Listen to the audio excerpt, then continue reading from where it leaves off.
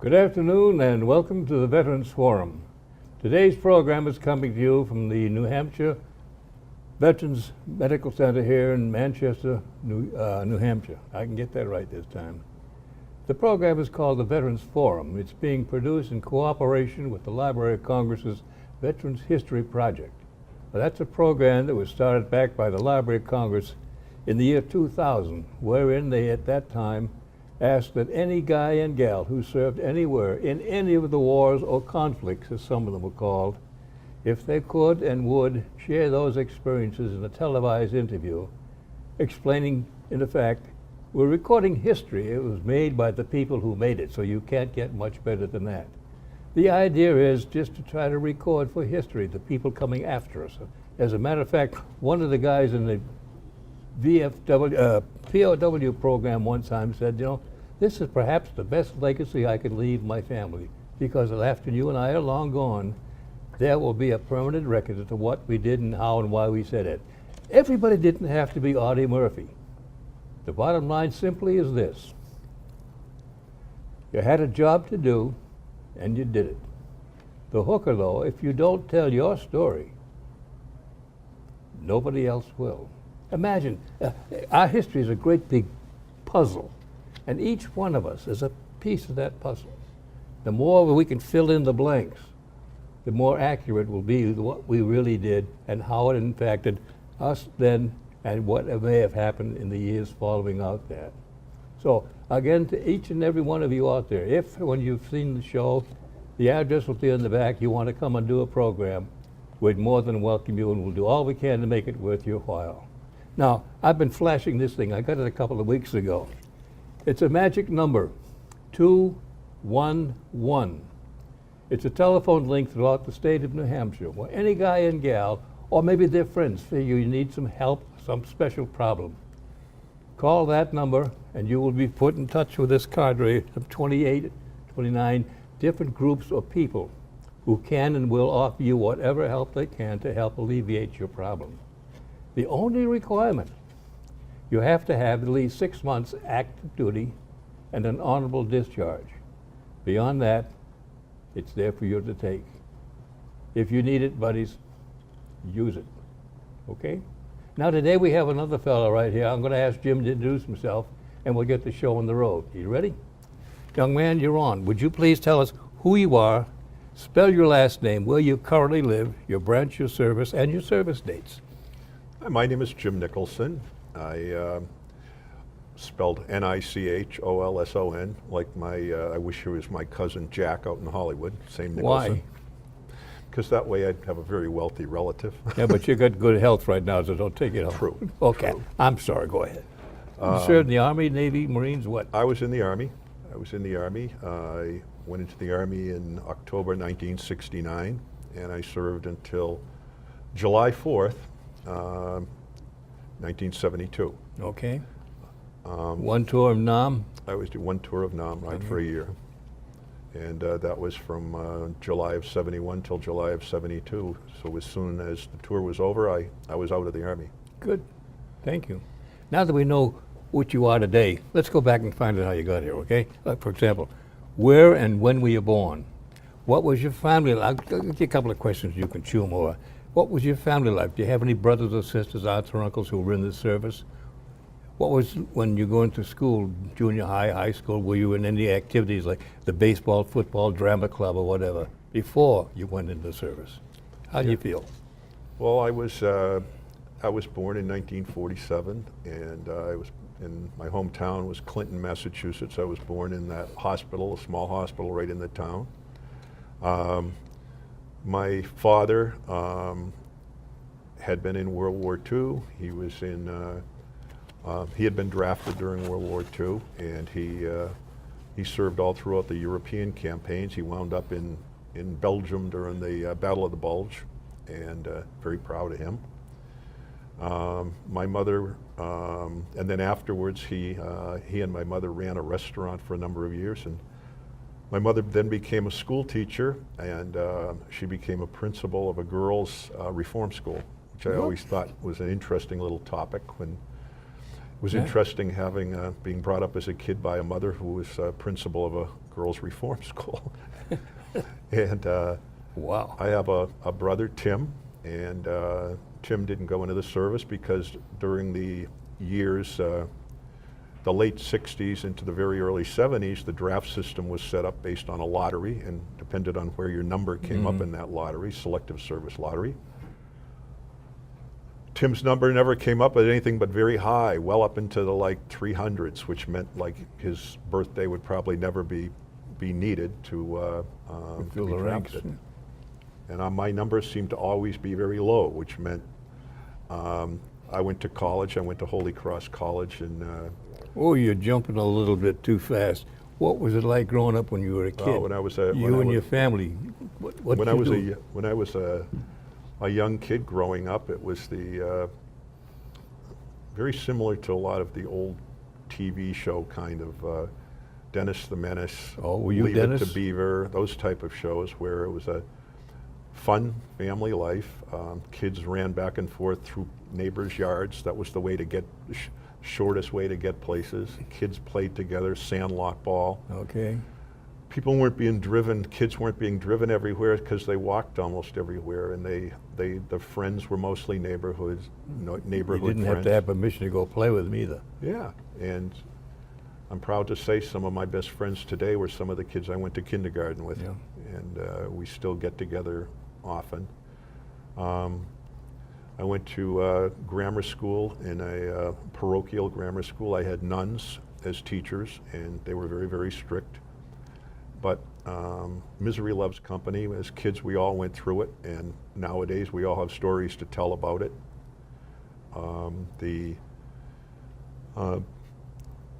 By the time I got out of grammar school, went into high school, we had been playing a lot of baseball, football, etc. And I never really played varsity sports in football in high school, but I played an awful lot of interclass type sports, intramural pickup, yeah. intramural type sports.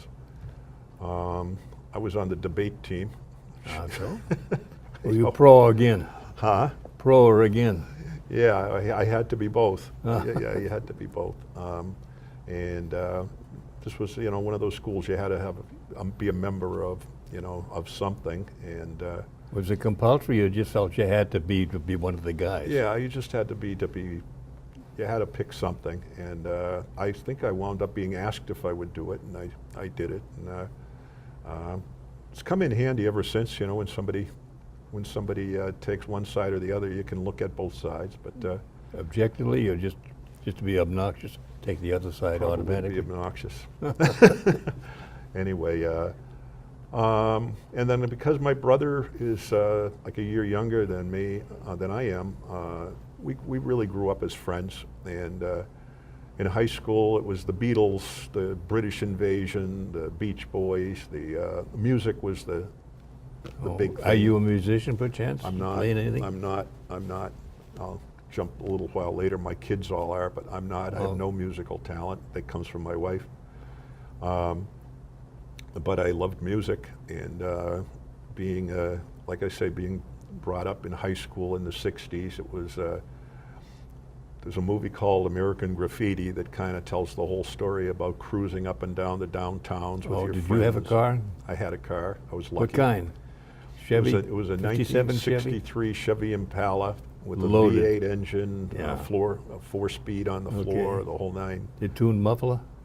No, never could do that. Could never talk my father into it. I wasn't allowed to either. Yeah, my father would only go so far. Yeah. But, the high school that I went to was out of town, and we went about 20 miles out of town, so I had a need for a car after I turned 16, and I wound up, with a car. I used to drive friends into school and made a little bit of money for gasoline doing it, including my brother coming in with me. Did you play in any sports? No, we played all of it. It was funny because the moment we'd get out of school, whether it was grammar school or high school, we were playing some sport. Okay. Always with friends. When we would get out of high school, because we had the ability to drive, we'd go to some basketball court or in the winter we'd use supermarket parking lots that had been Flooded? plowed out as our football field. You can Oh. imagine a diving catch in a supermarket parking lot. I ended up with the oranges. Yeah. But it was a lot of fun. I guess the whole theme was we had a lot of fun. We Okay. had a lot of friends, and it was a wonderful, Were you a good student? Medium? B, I guess like a B student, enough Okay. to, I think the way it would be put it, I think my mother used to say that not bad for someone who doesn't try very hard, that Uh-oh. kind of a thing. It was like A if you little tried a big. little harder, Yeah. if you tried harder, you'd do better. But luckily I was, average, Okay. B type student. My brother was too. And we were fortunate enough that we were just enough students to be able to get into college, which became important back in the 60s if the draft was out there. Mhm. And if you didn't have a student deferment or several other types of deferments you could get, but a student deferment, I think, was the only one I knew other than some kind of a physical deferment that could keep you out of the draft. And so when we got out of high school, I got out of high school in 1965. Vietnam was just starting to really yeah. pick up, and I had a deferment while I was in college. I went to school in Worcester, Massachusetts, to Holy Cross College, and I majored in languages, foreign languages, French, Russian, Greek, Latin, mostly in French and Russian. Wow. And my brother went to school down in Pennsylvania, and he, like I said, he was very fortunate. He always seemed to have a very high draft number that wasn't going to be selected. In college, I played a lot of intramural stuff again, stayed with the touch football and basketball and all that type of stuff. But I was not a draft protester. I was not for a war. I was ambivalent toward the whole thing. I don't think any of us really knew that much about what was going on in Vietnam, but certainly not enough to go running around burning draft cards or, threatening to go to Canada or that type of stuff. Later on in college, by the time you became a senior, you became very aware of what was happening because you knew your next year was one way or another possibly going to be changed. Yep. I graduated in 1969, and let's say in May of 69, and the summer of 69 was unbelievable. I mean, it was, well, for one thing, we landed on the moon the summer of 69. The other thing was a little rock concert took place up in New York called Woodstock. Yeah, a couple of kids got together with a guitar. A couple of kids got together, a couple of 100,000 kids got together with a guitar. And right around now, I've graduated from college, and about 2 weeks later received a draft notice with a wonderful message saying, "The President of the United States sends his regards." Get your butt, come here. Now, Exactly. question, would they have a ROTC back at Holy Cross or no? A what? ROTC, Reserve Officer Training. They had Navy and Air Force, ROTC. Okay. And Holy Cross became famous, I believe it was that in 68, for a sit-in that took place by a bunch of the students that weren't letting the ROTC professors into the classes. Yeah. And I guess it started getting started becoming a little bastion of liberalism or something at the time. But 2 weeks later, the ROTC classes were up and running again. I never really thought of joining the military or becoming part of ROTC. I think, again, because many of us really didn't know that much about the military, or because it wasn't really affecting us at the time, other than knowing it was on the horizon in the future. I didn't join the ROTC. When I think after I had received my draft notice, I probably wished that I had joined the ROTC to at least have gone in as an officer or have some form of choice. After I received my draft notice, I was told my options, which were, you have about 2 weeks to join. I did go down for a physical, and I was found physically fit. A doctor at one time told me I had flat feet and that would likely save me. It didn't. So I wound up finding the various options from the enlistment officer, and one of them was that I could join a group, Army group, and make more use of the language background that I had had. Is what, an interpreter?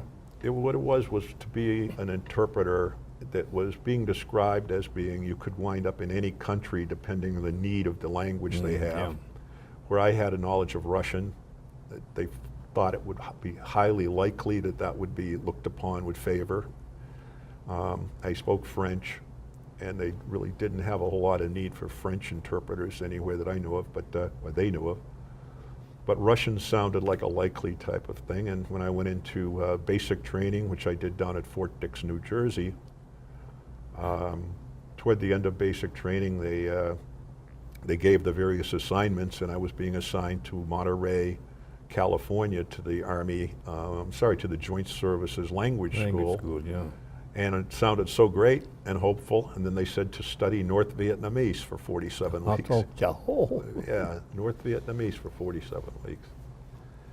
I skipped by basic training because there's not a whole lot that I don't remember a whole lot about basic. I mean, it's not exactly what you'd call fun time. We had it in the winter at Fort Dix, New Jersey, and it was very cold. I don't remember of any particular thing that happened other than, coming home for 1 week at Christmas and then knowing I had to go back. I still remember that part of it. Yeah.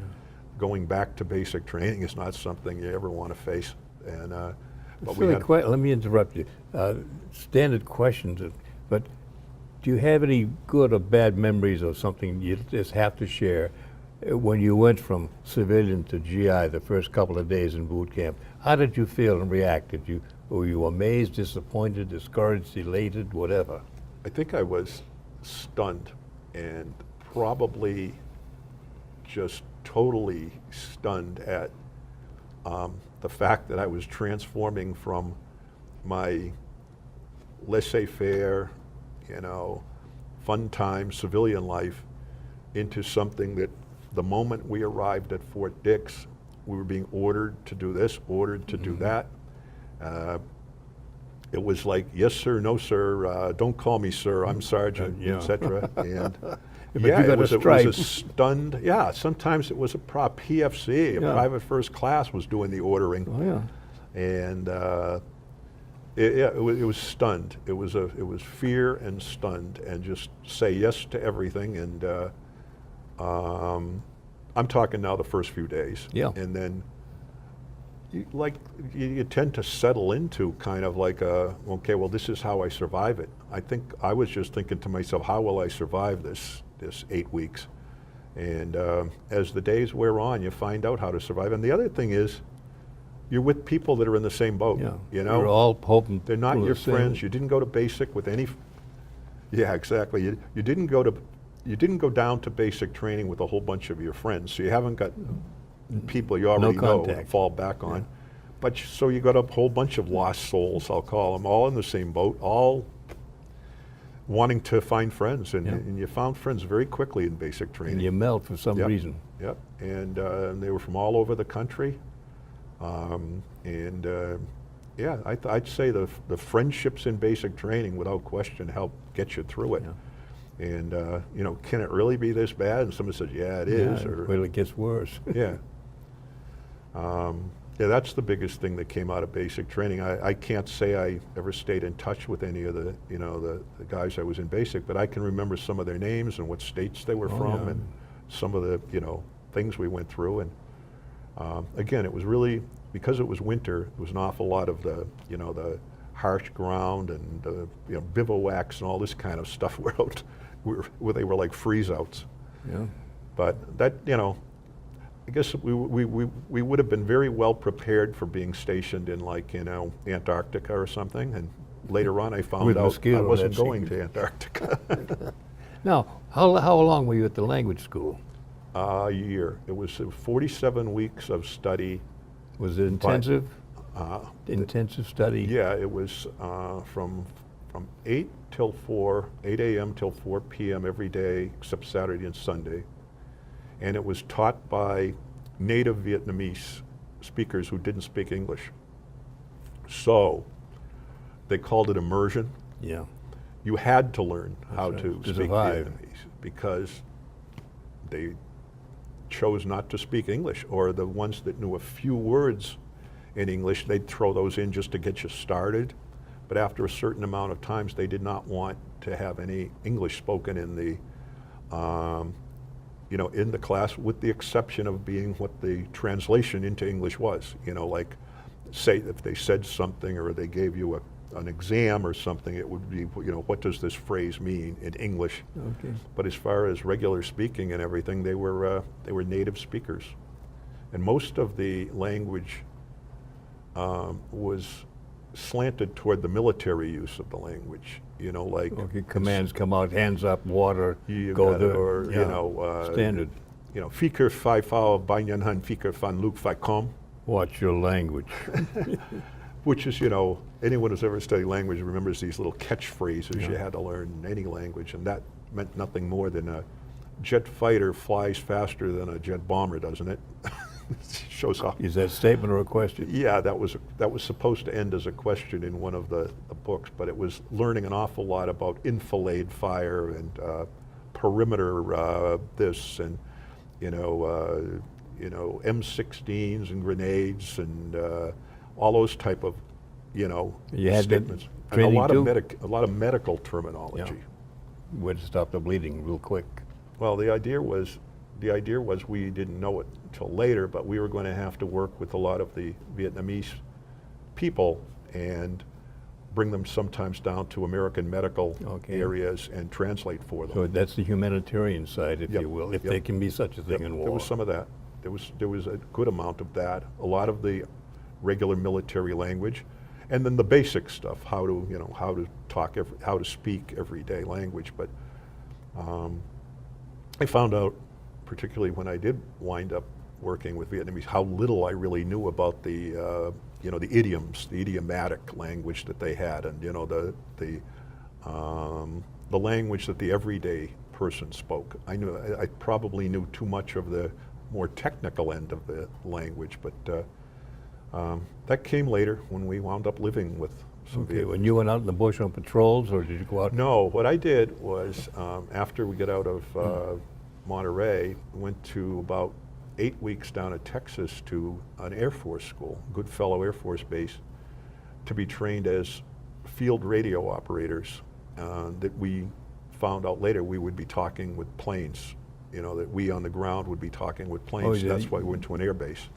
You'd be the advanced firing orders, that kind of stuff, out getting the point? We wound up out on listening posts, they call them. Okay, all right. And when I did wind up going to Vietnam,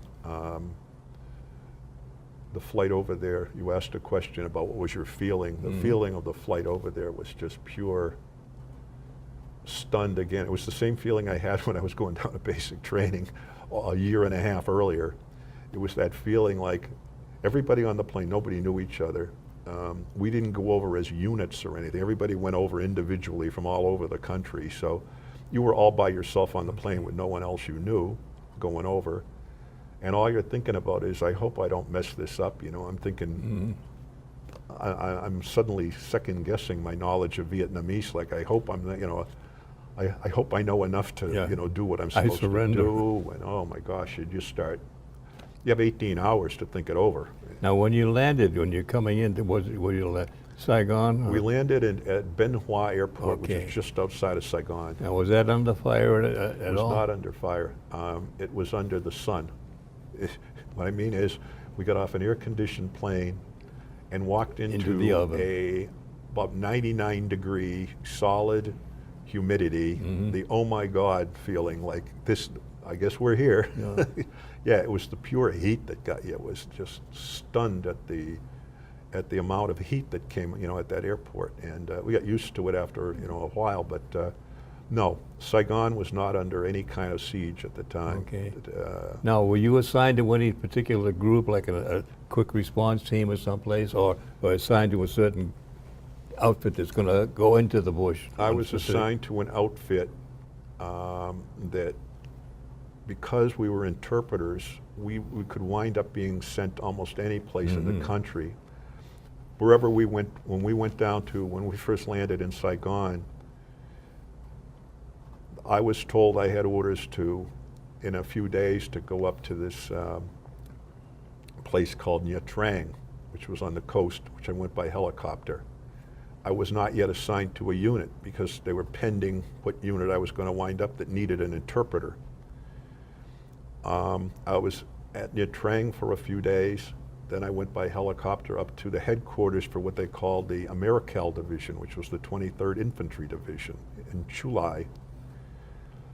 And while I was there for a few days, they said you could either be staying at their base camp as an interpreter and radio person, or they had a need for somebody to go out into what they called the field. That was their word, called field.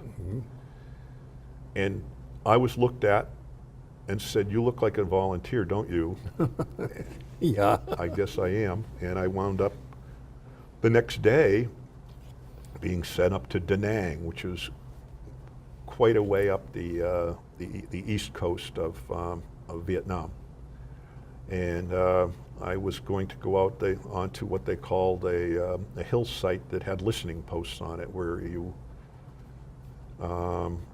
basically listened to the enemy. Okay. And Was your reception pretty good the higher you went? So reception was unbelievable. Okay. Yeah, we had antennas and we had radios that were top notch, and could hear just about anything anywhere. And the whole purpose of that type of a job was to pinpoint whether it was the enemy talking. Remember, because in Vietnam, there was the Vietnamese enemy called the Viet Cong and the North Vietnamese, and the allies, which were the South Vietnamese. And up on our hill site that we had outside of Da Nang that I was at, that I have some pictures of here, that I have taken up on the hill, including some of the people that were my colleagues, my U.S. colleagues that were up there. Were you a team or were you just one guy? Team of three. Okay. 3 Americans and 2 to 3 ARVNs, which were the Vietnamese soldiers. We lived in a bunker up on top of the hill, and the ARVNs lived in another bunker right beside us. And we had a small group of 196th Infantry. That was the unit I was now with, the 196th Infantry Brigade, and that's what I became part of. My unit that I had originally been assigned to was called the Radio Research Unit. They sent people all out to all these different places in Vietnam to, be assigned to hills. In my case, I was assigned to one that belonged to the 196th Infantry Brigade. And they had a small unit up there that fired 40mm shells off into the bush during the evenings. And they sent patrols out from this hill and up to the hill. But we pretty much stayed up there with these listening posts we had. It was surrounded by wire and claymore mines and everything, the whole top of that hill. And we listened to all of the different conversations that were going on between Viet Cong units and North Vietnamese units, and that information, we copied down what they were saying, and we had a way to pick up where they were coming from because we were talking with some of the Air Force people up in the plains who were picking up the direction that these units were in. In fact, that's how we knew how to tune our radios in to pick up the things, because the Air Force people would tell us what frequency to pick them up on. And then our job was, depending on what was being talked about and what the unit was, if the information was right and it was a big enough unit worth talking about, we'd send that information into headquarters via radio. And sometimes off in the distance where we knew the unit had been, all we saw was a big flash. Some B-52 bombers had taken care of that unit within a matter of about an hour. Wow. And, or sometimes even artillery units took care of them. Were you ever under fire while you were up there? Only by mortars and rockets and some of those things, but almost all the time we were up there, we had warning it was coming. Okay. The Vietnamese guys that were up on the hill with us oftentimes would give us strong hints something was going to happen at night. And so we had to kind of hunker down while, you know, any of those things were happening. The city Da Nang was right down below us, and they used to call it Rocket City because it used to get hit so often by rockets. And Bob Hope, when his show came over to Da Nang, he used to be always calling, "Here I am at Rocket City." Well, we were up on a hill looking down at Rocket City. You ever get down to any of his shows? I got to a show. I got to one show. I have a ticket in here. Wow. Yeah, they let a couple of us, they put some substitutes up on the hill for us so the two of us could go down and see one of his shows. And he had Vida Blue, a picture from the, an old picture from the Oakland Athletics, and a singer named Joey Heatherton was with them, and another singer named Gloria Loring. And I'll tell you, those ladies looked like the most beautiful women we had ever seen. And his famous line was, "Fellas, this is what you're fighting for." Yeah. Plus other stuff we Yeah. can't talk about. So we wound up out. I wound up out on that hill for about 10 out of the 12 months I was over there, and oftentimes a helicopter would pick us up right on the hill and take one of us with our radio equipment off to some other hill or fire base or landing zone to set up overnight. We'd take one of our ARVN Vietnamese allies with us, and we'd set up a small mobile version of what we had on the hill Okay. to pick up, to pick up what was going on. Someone give you a clue, you just had an intuition that The Air something's Force, coming. the Air Force Okay. pilots. So there the was Air Force cooperation. people, there was all kinds of cooperation, yeah. In fact, I have some pictures that were one time when some of the Air Force crewmen got approval to come up to our hill and stayed overnight. See what's going on. Some of the guys we only knew by nicknames. Uh-huh. And they stayed overnight one of the nights on the hill. And it was kind of neat to afterwards, when you were talking to these people by nickname, you knew what they really looked like. You ever have a chance to go up topside? I never, only on helicopters. I never went up with the Air Force planes. That must have been a treat if you could have done it. Helicopters were our regular mode of transportation. Anytime we wanted to go from one hill to the other, it was you catch a helicopter. And like I say, the helicopters could land right up on top of our bunker. So we just scooted out of the bunker, got on the helicopter, and took off. Now you had a pretty well secured bunker, I would imagine. Sandbag after sandbag after It sandbag. had concertina wire all around the entire claymores perimeter. around. It had claymore mines surrounding it. And that bunker, for three people, I'd say that bunker had enough weapons and ammunition for a platoon.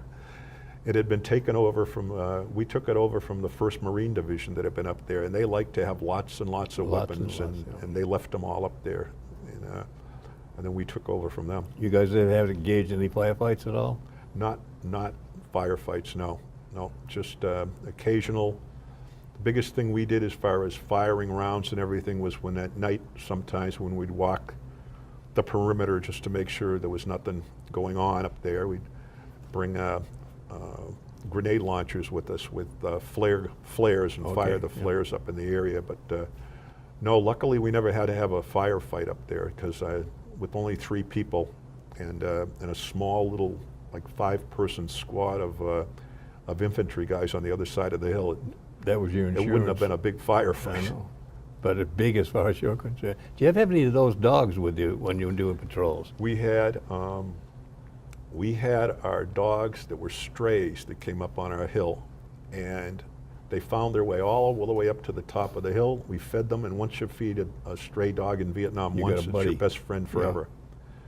And unfortunately, we had one of our dogs during one of those nights when we were sort of like I'll say secure in our bunker, and a couple of mortar rounds and everything hit, and one of our dogs scampered out. I think it got afraid, and in the middle of the night it came back whimpering, and it had a bullet in it. And we have no idea who shot it or anything, and it died during the night, and we buried it on the side of the hill. But that was one of the saddest. I mean, you know what when you lose a dog anyway, you lose a buddy. You know, we had so little things that would sort of remind you of home. A dog was one of them. Oh, yeah. But anyway, but we our job was primarily to locate the enemy and give the right people the information as to where they were, what they were saying, what unit they were, and someone else took care of them. Amen. And sometimes you mentioned the humanitarian end, sometimes we had to go down with our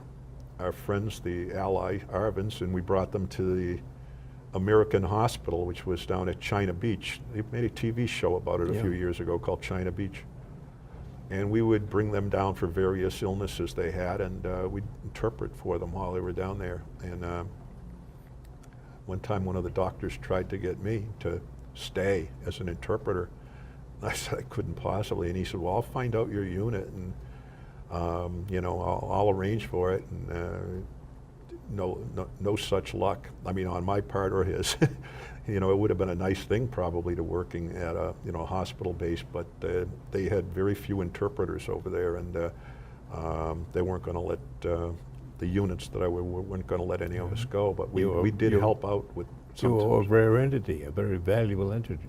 Yeah. How was your working relationship with the natives, if you will? The Vietnamese. You become a real cohesive group? Our working relationship with the Arvin soldiers that we had up there, we were fortunate because we sort of had the elite. They were Rangers. They were Arvin Rangers. Okay. And they were sort of considered among the best of the best within the Arvin Army. I used to fly out with them on helicopters to these little landing zones and fire bases and spend a couple of days with them, and we had great. I mean, yeah, you'd have little arguments now and then, but just like we'd have the Americans had arguments now and then. You have an argument with your best friend, but we got along fine with them. But we had almost no relationship with the people down in the towns and everything. It wasn't the. We're pretty much advised not to go down into the fraternize or whatever. Excuse me. Fraternization or something? Fraternization would have been down in one of the little towns, and those little towns weren't overly friendly. You didn't know who was on what side, and which family was on what side.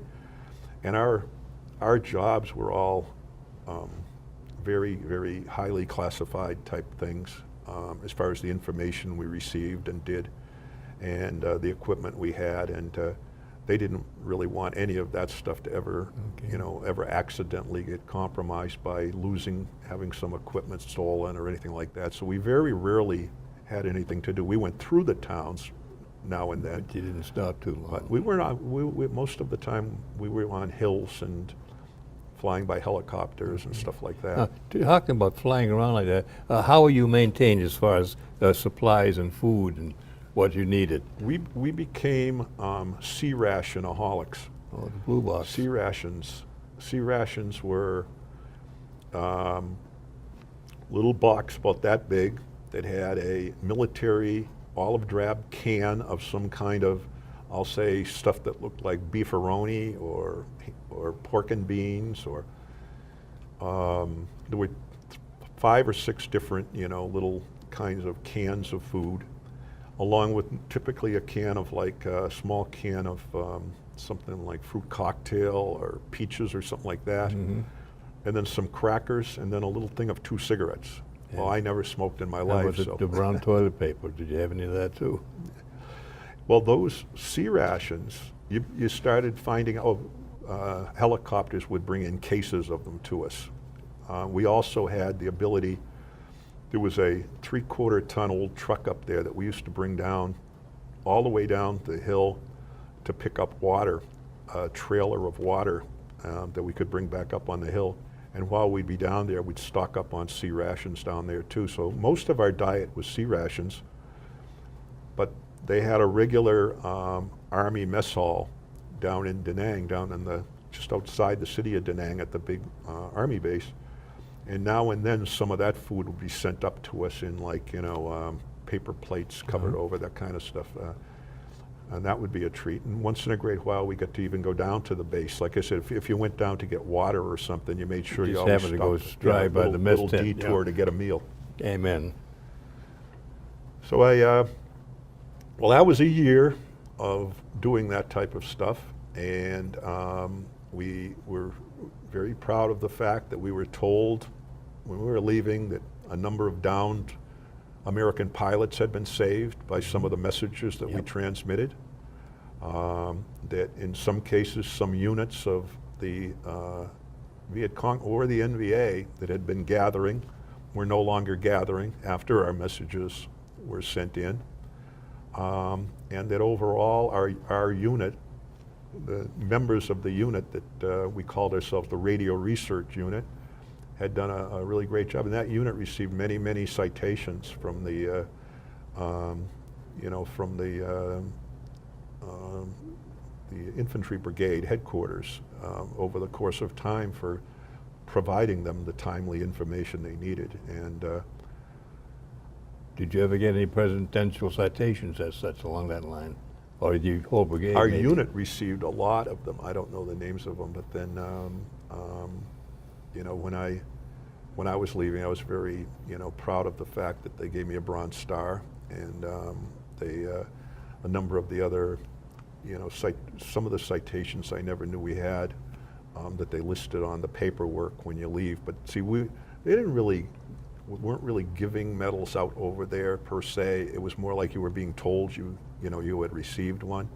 And then when you saw your final paperwork, you saw, some of these unit citations and all this. I didn't know the Vietnamese Cross of Gallantry and the Vietnamese campaign, and the Vietnamese service medals, and a lot of those types of things I saw mostly on the paperwork afterwards. So, but a vast majority of it probably had to do with the fact that the unit was such a good unit and had provided so, You were out doing the work, not looking Yeah. at the... Now, when you were told you're going to leave, how did you feel? Great. I was asked if I wanted to stay.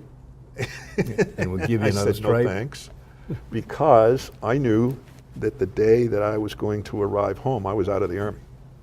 And I knew I didn't want to make a career out of the military. And I had the guys that I was up on the hill with to this day are really good friends of mine. Still keep in Several of them. contact? Yeah, I know, unfortunately, we keep in contact electronically. Yeah. We keep in contact on texts and on emails, and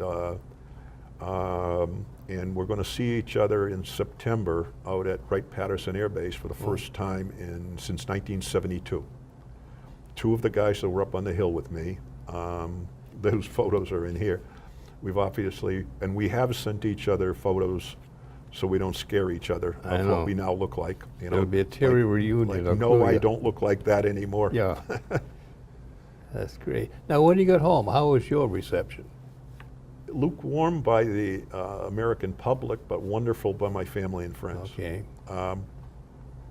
When we arrived, let me see, we flew in from Vietnam through Japan to Alaska to Oakland, California, and we flew in to Oakland. We wound up going by bus over to the Army. I think it was called Army Depot or whatever it was. It was the processing depot in Oakland, Depot, California. And on the way over, the bus was pelted by, as we were getting very close to the thing, bus was pelted by, I don't know if it was fruit or what it was somebody was throwing at. And, but I arrived back home on 4th of July, and the base was pretty much closed, the processing center. They only had like a skeleton crew there, but they promised if we cooperated, they'd cooperate, and they could have us out that day. Wonderful. And so the processing went pretty quickly, and I was going to fly home from San Francisco. I believe they were advising people not to wear their uniform. You had to wear your uniform in order to fly military, under military status on the plane, but to sort of change as quickly as you could, because you might not like what you were going to see when you got home. But my brother had been writing me letters all the while I was in Vietnam. The whole method of communications over there was by, letters back and forth, my mother and father and some neighbors and friends. And my brother my brother pretty much kept me in contact with what was going on back here on the campus, back in the United States on campus, on rest, and that the military wasn't being, very much appreciated when you got home. But when I arrived in Boston, I did keep my uniform on because I didn't have any other clothes. I mean, it wasn't like a change in a civilian. What civilian No clothes? Palm Beach? I don't have civilian clothes. You have to remember, I haven't. Yeah, but on the hill for There a hasn't been a year. Macy's over in Da Nang, and Oh, or Raymond's. or a Raymond, yeah. Where you bought the suit. So, yeah, it was when I got to my hometown, it was great. My friends and everything, it was fabulous. Okay. It was like we were in our own little world of friendliness and welcome back and all that. But the real world struck when I tried to find a job and found out that there were actual companies I interviewed with that were very cool toward anyone who had been in Vietnam. Yeah, I know. Very, very cool, and noticeably so. In fact, one particular interview said it. Basically said, we're not very thrilled with you people or something, and Baby killer. commented that my hair was kind of long. My hair was long. It just, you know how long your hair is when you're in the Army? Not I very know. long. You can't And grow. and you have to have. I mean, you reach a point that even when you got to Oakland, they made sure that you didn't leave looking, because they didn't want the military did not want people to look like military when you were leaving. You didn't wear any. They handed you brand new uniforms as soon as you got out to Oakland because they didn't want you wearing the old. Combat fatigue. Yeah, the fatigues, and Yeah. everything. So, yeah, the reception from the business world wasn't so hot. I was extremely fortunate that my my resume wasn't very long. I went to college. I was in the Army. What else can you Yeah. say? And I'm alive. yeah, well.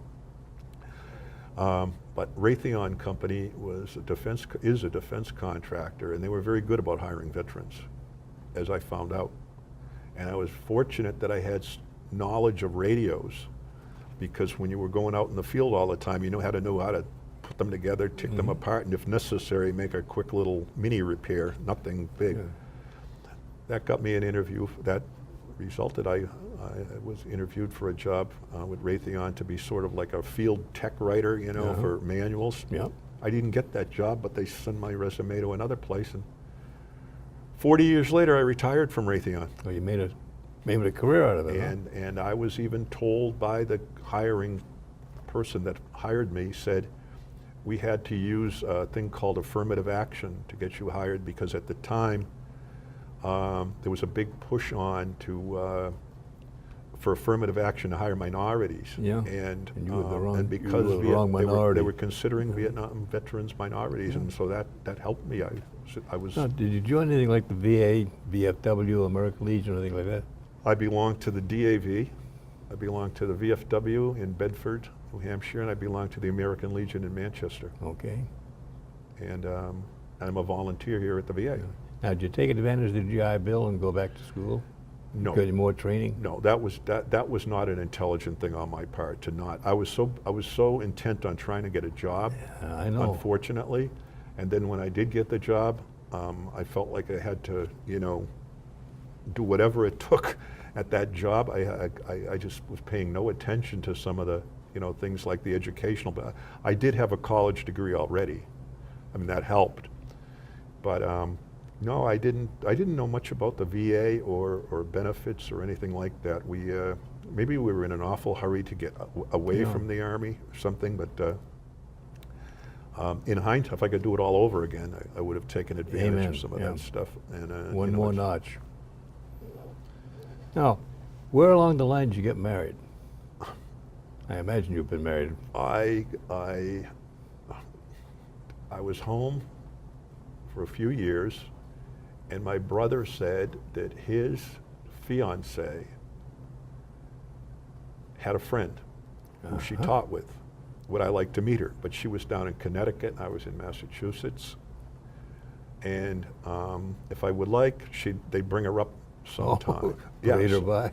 And I met her, and I liked her, and we got along fine. And being a long distance type of relationship, Connecticut and Massachusetts, maybe I'm the I was probably the one dragging my feet, but we went out for 9 years. And a lot of it had to do with the distance thing, but, and now we've been married for 34. Made it permanent. And we have 3 kids, and they're all through college, and Wow. thank God. And one's a nurse down in Washington, and one's works in marketing and customer relations in Virginia. My son is an auditor up here in New Hampshire for a bank. Oh, so they're all alive. How many grandkids do you have, if any? I don't have any. I have, in fact, one only got married this past August. Oh. My daughter, the nurse, only got married. The other 2 aren't married, so I don't have any grandchildren. I got to blow the horn. I'm hoping. My granddaughter is going to have a baby, and Wow. soon I'm going to be a great granddad. Wow, And excellent. I've always thought I was a great granddad, but now I'm going to be a great granddad. And I'm blowing my horn. I shouldn't, but that. And you're also going to be a wonderful great granddad, also known always- as a great great granddad. Yeah. Whoa. We won't get into that. Whoa.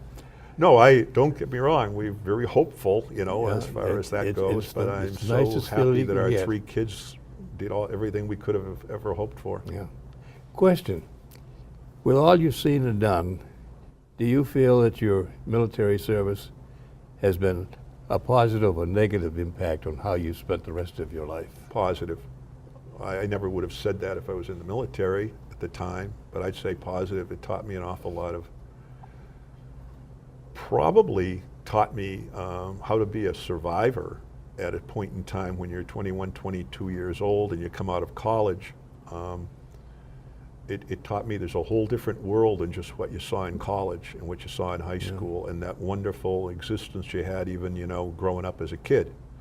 That there's another world out there, and that's a world of serving, called serving your country. It's called obeying, and it's called loyalty to your friends, loyalty and a need for camaraderie and friendship, and working together as a team. All of that I learned from that type of thing. I had not experienced that type of stuff before. And I don't mean a team that, you know, like a baseball team or something, but it's a big team. It's a team of people trying to survive and do a job and help each other pull through quite a time. That's right. Become responsible and reliable. I feel. Yeah, you stand up for what you did. This is me. It's Right. great. Yep. Well, 3 words. I thank you, sir, for your service and your You're very time welcome. here with us. Thank you. And I appreciate your help. Well, thank you, sir. Okay? I guess they call that a wrap, folks, but again, it's another example of what one guy did a few years ago and how it's impacted his life and the way he's impacted a lot of other people. The offer to you out there is still the same. If you can and will, share those experiences that you've had. Get a hold of us. The address will be on the back of the program, and we'll do anything within reason to make sure you're happy and proud of what you get. But most important, I must remind you again, if you don't tell your story, nobody else will, and we've lost it. So this will be one of the times when I ask you to break the rule and volunteer, not for you, but for your family and the gangs coming after us. Let's face it, we're fighting the clock on the calendar. The more we can do with these interviews, the better our combined history is going to be. Bob Stevens saying thank you for listening. Come and see us, please.